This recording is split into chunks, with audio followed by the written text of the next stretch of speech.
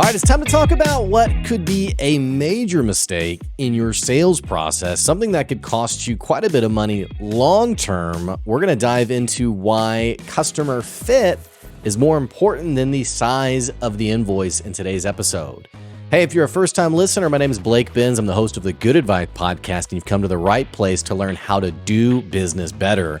We're going to be talking about the actionable, practical things that helps you do business better without any of that fluff, theory, what have you.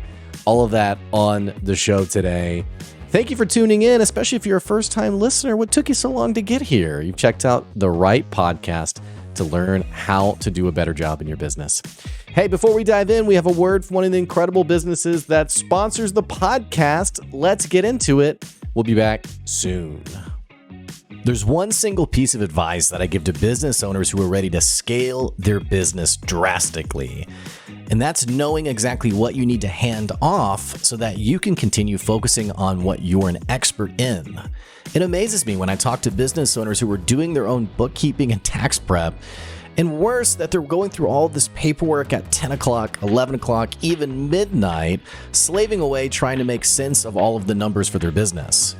Business owners who are making it happen have already figured out that you can't do it all yourself. That's why I recommend Steve Lay with Equity Business Solutions. Not only is he an expert in bookkeeping and tax prep, but what I love about Steve is that he'll sit down with you and help you make sense of the value of your business beyond just reading a spreadsheet. You'll be able to make better decisions, and more importantly, you're going to save yourself the crucial time you would have spent going through QuickBooks or an Excel spreadsheet or whatever it is that keeps us up late at night. So save yourself some time and some money by giving Steve Lay a call at Equity Business Solutions, and he'll show you the value beyond your numbers. Go to equitybusinesssolutionsllc.com to find out more. So I want to talk today about a major mistake that you can make in your sales process. And this is something that is typically a bigger problem. It's an easier problem to fall into if you are younger in business. When I say younger, I don't mean age-wise. I mean, if you haven't been running your business as long as other businesses out there, it's very easy to fall into this trap. When your business is young, or not even when it's young, but it's really when it's in side hustle mode. It's not the bread and butter of how you make your money. It's something you do on the side. Maybe you have a full-time job elsewhere and you put a little bit of time to it as you can. You can often run into this problem.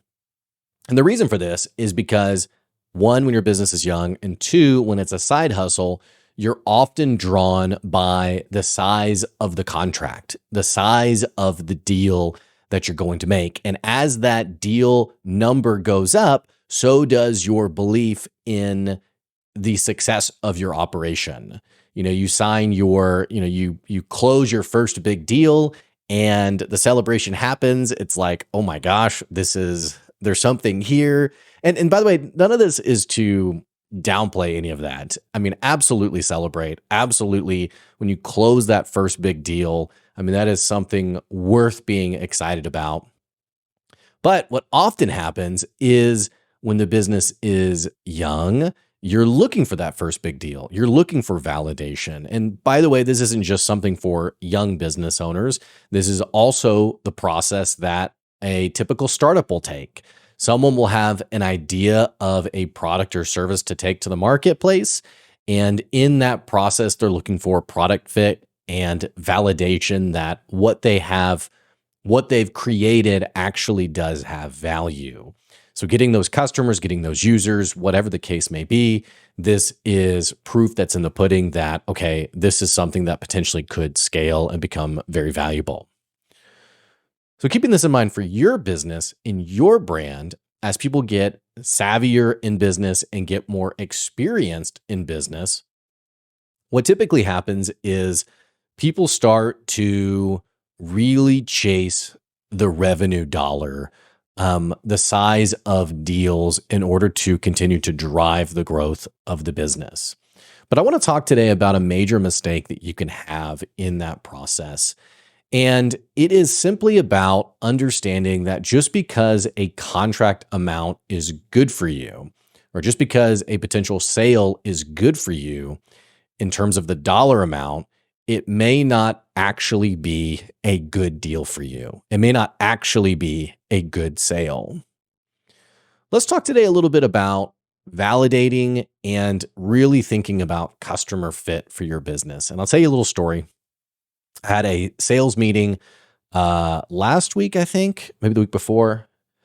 I had a sales meeting, and prior to this meeting, the conversation back and forth with the customer was, or potential customer was, hey, I'm 90% sure this deal is going to happen. I'm 90% sure that good advice is the answer. I'm pretty much ready to go. We're ready to rock, ready to pull the trigger. Let's do this thing. So I went into the meeting thinking this is probably going to close in the first communication, in the first touch point.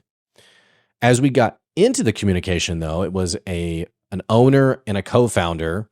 And in talking to both of them, I realized that there was some, let me think about how to describe this. And this is, by the way, a common problem with people who have co-founders or common organizations that have co-founders. There was just some tension between the two of them. Tension makes it sound like there was like vitriol, something like that. But in terms of where the business needed to go next, how the business operated, they were not aligned. Now, I've worked with companies in the past where there were multiple founders, or very simply put, two founders, and walking through things with them. Typically, what I've found to be most common in terms of an effective company is that though those two founders have different preferences, they have different personalities, maybe they have different affinities for things that they're good at, they are both at least aligned on, one, their relationship. What does our relationship as co-founders look like? And two, they're at least aligned in terms of the direction of the business. Where do we want to take this business long term? So I say all this to compare this current deal I was walking through with a previous company where it was a founder and a co-founder and two very different personalities, but very much aligned in both those things. Again, one, how does our relationship, what does it look like? And two, where's our company going? Well, in talking with this current company, and again, 90% chance to close, it was a $5,000 sale, $5,000 starting sale, and that, could have led to more business. Who knows? But for sure, $5,000 on the books. And in talking with this company, which, by the way, from a sales perspective, I've talked about this. This is kind of a random segue. I've talked a lot on the podcast about the value of being transparent and direct. So in this sales meeting, when we sat down, one of the co-founders said, hey, let's get into it. I have an idea of price. And I said, hey, let's just talk about price from the get-go. And he was like, oh, okay, yeah, let's do it. And I said, it's 5K. And he said, okay, great. That's the number I had in my head. So, and I said, yeah, I like to have these conversations from the get-go so that we know, are we sitting at the right table? Because you may come to the table thinking, yeah, I'm willing to spend $100 or $250 or maybe $500. We are deeply misaligned on price. It would be a waste of time for us to have this conversation, even in terms of like how we could work together. It'd be a waste of time because there's no world that you pay $500 for my services, or there's no world where I deliver my services at that price point. It just wouldn't be doable or effective. Now, getting more into that in a second, ideally, you would have pre-validated your customer and ensure that they were the right kind of buyer before even sitting down for that coffee meeting. But because of the nature of how all of this played out, this was the first point we were actually talking about price. So the price was out there. The deal felt like it was going to close, and yet it didn't close. Why didn't it close? Well, in talking with these co-founders, I realized that those two things that I mentioned, aligned on how we do business and aligned on the direction of the business. In my conversation with one of those founders, I realized those two things are not present in this relationship, or at least not as, it's not like a dysfunctional company, but at least not as developed as I've seen it in other companies that I worked with in the past. So now there was no like, hey, let's make the deal happen. And then I was like, no, I don't want it anymore. But they recognized that hesitation, or they recognized that misalignment, to the point where I was like, man, I don't know about this. And then I very quickly, like one of the founders said like, hey, I mean, this is still on the table. I pretty much said like, hey, I don't think this is the right fit anymore. This doesn't sound like something we even need to entertain or pursue, because in the nature of the conversation, it was clear this would not be the right customer. Here's why it wouldn't be the right customer. Because in collaborating together, I don't have the nature of the work that we were doing was all about processes and scaling the business. And I wasn't interested in playing, I guess therapist between the two of them. And more importantly, I don't think the trust was there either, where they would invite me in to play that role between the two of them. I've done that sometimes in the past where, my job is really to kind of like tighten that relationship, but it's people with deep relationships with me already. They absolutely trust my perspective. In this case, that trust wasn't there. There was enough trust to maybe make the sale, but not trust to have that kind of relationship. So it didn't make sense. And all that to say, in talking with one of the founders, I was like, hey, I don't think this is the right fit. I think this is something that y'all need to maybe work out together. If we want to revisit this down the road, sounds great. But otherwise, I don't think it's the right fit. I tell this story because, like I mentioned earlier, often when you're trying to grow your business, you are hungry for revenue. You're hungry for validation. You're hungry for, I want to make enough money so that maybe I can quit my full-time job, or maybe this is my full-time job and I'm just trying to grow the business. You have to understand that it's not always about the size of the deal. If your long-term thinking is always about chasing that next big deal, what will inevitably happen is you will close a contract where someone who really wasn't aligned with what you do, your values, not just in terms of the service or product, but how you do those things, you will inevitably end up at some point having a customer who's misaligned with you. And when you have a misaligned customer, that kind of person is the person who does not they're not going to buy again, first of all, obviously. They're not going to refer any business to you. And in the worst case scenario, they're going to ask for their money back. So you've wasted your resources, your time, actual dollars, what have you. They might ask for their money back. They might leave you like a 1-star review, or worse, if they are connected in any kind of business sense for some of your other local partners, they will actively talk against your best interests in guiding people away from you. And I don't even mean like someone who's bitter and angry. I mean like, you have, maybe they rub shoulders with someone else who would have been your customer and they say, I wouldn't go with them. I wasn't really happy with them. They didn't really do a good job. And it's not that you didn't do a good job. It's that you were never aligned from the first place. I've told this story a few times about the company that I worked with probably 3 or 4 years ago. I guess it was about 2020, maybe 2021. So it would have been 3 or 4 years ago. And it was a guy who didn't have internet, didn't have he had a cell phone, but he had like one of those, he was living in an area with like extended service kind of thing, kind of off the grid. Well, my business is very much driven by numbers and spreadsheets and analytics, and we're building together, all these other things. Excuse me. And so because I didn't think about these kinds of conversations from the get-go, I signed a fairly decent invoice amount, a fairly decent contract that after about 3 or 4 months together, we both walked away from it. We were both like, this isn't working. This is not, unfortunately we called it square. We said, you know what? This was not what I wanted it to be. This was not what you wanted it to be. let's just call fair is fair and walk away and not worry about the rest of this contract, which is what we did. And I'm grateful that it ended amicably. So I didn't do a good job of making sure that this person actually was the right type of customer for me. Now, when you're looking for that next deal, you're not always thinking about that, right? Especially if your cash flow isn't super developed, if you haven't put enough intentionality behind cash flow, you're often very much persuaded to look for that next deal that puts cash in your pocket today because it allows you to survive to tomorrow. This, by the way, is a little bit of the nuance that we talk a lot about on the podcast about, it's not always so cut and dry. It's not always so simple. But this is absolutely, if you have any plans on running your business long-term, this is something you absolutely have to learn how to manage and develop.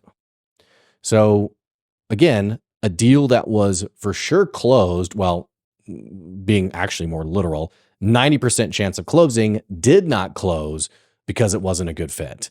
And if I had been desperate for cash, if I had been desperate for the deal, then I would have really chased and arm twisted. And it's kind of like, this is the used car salesperson perspective where, a customer goes to a car lot and says, well, it's not a good fit. All right, I want to buy that. And then the salesperson starts to, drop the value, drop the price of like, well, what if I could, if I can get you to walk out here today, if I knocked off, the cost of, I haven't bought a car in, a decade, so I don't even know what questions get asked, but, if I could just, I don't know what add-ons there would be, but I just envision the car salesperson who'd be like, I'll knock this off, I'll knock that off, I'll drop the price, what have you. And if you are in the business of selling something valuable, you have to understand that every time you haggle and go back and forth and try to convince and arm twist and what have you, you are lowering your value in your buyer's mind. It is infinitely better for you in terms of protecting your price point to be able to maintain your value here. And when it's not a good fit, okay, it's not a good fit. And when you, especially when you end the relationship or you end the sales conversation in that way, you keep the opportunity down the road for it to actually be a good fit, for it to actually be when the person knows that they're a better customer to come back around for you. I can think about one guy who has a podcast, and we've talked about Podcastable. We've talked about this a few times actually, where he has said a few times, hey, I can't afford you right now, but there's coming a day where I'm bringing my podcast over to Podcastable. I'm excited to do it. And he's mentioned that a few times of like, yeah, I can't wait to bring, I'm excited to bring my podcast to Podcastable at some point. So understanding the value of my services, I have two choices there. I can either, one, even though he's not a good fit according to my price point, I could say, well, hang on. Maybe, what if we did like which I think in the short term would be good for him, but in the long term, it wouldn't be good because I'm not able to long term develop the quality of the service that I want to for that person. And also, that person will never fully appreciate the value of the services when it's at a lower price point. This is, by the way, something that I get into. I've gotten into this conversation a few times around friends and family discounts and running promotions and running deals. What I can tell you is that in 6 years of good advice, anytime that I've done like a special discount to someone, which has been rare, but especially in the earlier days, I had a friend of mine where I had my price point. I threw out the price point. I can't remember what it was. Maybe it was like $4,000 or something like that. And they said, oh, I really can't do that. Could you do maybe like $1,000 or $1,500? And I said, yeah, okay. Cause I wanted the deal. And what's funny is I've never had an instance like that where it was a good outcome for either of us. The best outcomes that I've had with my customers have been when I've stuck to my price point and they've stuck to, is it the right fit or not? Now, me as a good salesperson isn't to, twist their arm or haggle with them or force them to buy. It's to understand what is it that you need and am I the right fit for you? And I may not be. So here's what you should do to get a better idea of, is someone the right fit beyond the invoice amount, beyond the contract amount. Asking pre-validating questions, ideally before you get to the point of the sale. And by the way, these aren't just questions. There's other ways you can do this. When someone reaches out about Podcastable, I usually send them to the website, or I send them to the services page where they can see the price point. They know it's a $975 a month commitment, and they also know they're committing to a year, which is all on the website. Now, this isn't perfect. You can't get mad at a customer who, you say, did you look at my website? And they go, yeah, I did. And then you start talking. They're like, oh, I had no idea your price point. And you're like, it was right there. I just sent it. You just told me you watched, sometimes people, they aren't going to fully do this, but price transparency, it can be a really great way to validate from the get-go. There's nothing better than knowing that the pricing point of the conversation is already taken care of. When you get to the actual sales conversation with someone and they say, yeah, I already know the price. It's in my budget. It's good, what have you. So things like that can be really good. Other things you can do is truly understanding who your customer is. So if your customer is typically, let's talk about like Duncan and Stone, for example, who's an advertiser on the podcast, and they sell these keepsake journals for people. Well, let's say that someone was buying a huge bulk order from Duncan and Stone, and Duncan and Stone, Garrett, who's the CEO, Garrett says, "Oh yeah, okay. So what are you wanting to buy them for?" And the person says, "Oh well, they're for a team building event. It's for people to, keep track of some of their goals for the next year," which isn't totally outside the realm of possibility because they are journals, and people, I could see someone being confused or mixed up in that way. Well, what Garrett could do is he could say, okay, great, let's make the deal happen. Well, that's going to be a pretty frustrated customer. Why? Because they don't sell that kind of journal. They just don't. It's keepsake memorial journals. It's a dear daughter, dear son. It's, things to remember your loved ones by in terms of thoughts and dreams and ambitions. It's not a team goal strategic journal. So keeping this in mind, asking these questions from the get-go, hey, you know what? That's really not what we do. We're probably not the right fit, but I might know someone else who is a right fit. One of the most common ways that I do this with Podcastable is someone gives me a phone call. They say, hey, I want to start a podcast. I heard you're the guy. I heard Podcastable is the place, whatever, however they say it. Well, my first question is, oh, cool. Well, do you listen to any podcasts? Or I say, hey, well, do you like podcasts? And you would be amazed at the number of people who say, no, I hate podcasts. No, I never listen to podcasts. No, I don't like them at all. So that's not like, okay, well then buy, click. It's, okay, well, why do you want to do a podcast then? Help me understand. Why are you wanting to do this? And sometimes it's a very genuine, legitimate, it's like, hey, I don't listen to podcasts, but I have seen the value in it and I'm willing to try this for a year. I want to see where this goes. Okay, great. Let's partner. Other times you have I had someone who said to me, they go, my marketer told me I needed to have a podcast. And so in those cases, it's, hey, you know what? That's great. I love that your marketer likes podcasts. It doesn't sound like it's the right fit though. I don't know how valuable it would be for you long-term to commit to doing something like this. And in fact, I think it would just be a drain on your revenue. I think it'd be a drain on your cash flow, actually. So I spend more time talking people out of doing podcasts than actually doing podcasts because what I'm looking for is long-term buyers, people who love podcasting, who want to do a podcast. And the same thing is true for every other element of my business that I sell. If I'm selling SEO, if I'm selling, consulting, like one-on-one work, if I'm selling advertising on the podcast, all of these things involve questions and conversations on the front end to make sure that someone actually is the right fit and the right kind of customer. On one hand, because I don't want someone to go drop a bad review for me or to be upset or be frustrated, but more importantly, because of all the time and energy that goes into the sale with someone, you have to understand that it's infinitely better for your business to keep the customers you have than it is to constantly have to sell to someone else. So bearing that in mind, you have to do right with the right kind of customer rather than always chasing the bigger and bigger deals, which won't be good for you long term. So, having said all that, how are your deals coming today? How are your conversations coming? And more importantly, a wild idea, when you realize that someone isn't the right fit, or maybe they even tell you that they're not the right fit, don't take that the wrong way. Don't take that as a, punch to the gut, or, it's kind of like a lot of times we when someone says they're not the right fit, or you realize they're not the right fit, we really go into like denial mode, or frankly, it's arm twisting mode. I'm like, well, how do you know you're not a right fit? It's like the guy who came to my door as a salesperson and I said, hey, I'm not interested. And he goes, well, how do you know you're not interested? You haven't even heard my pitch yet. And I'm like, dude, I know what you're selling. I understand it. I get it already. I'm not interested. I don't want it. I have no need for it. The pain isn't there for me. It's not a problem I'm looking to solve. How many different ways can I say that I'm not your customer?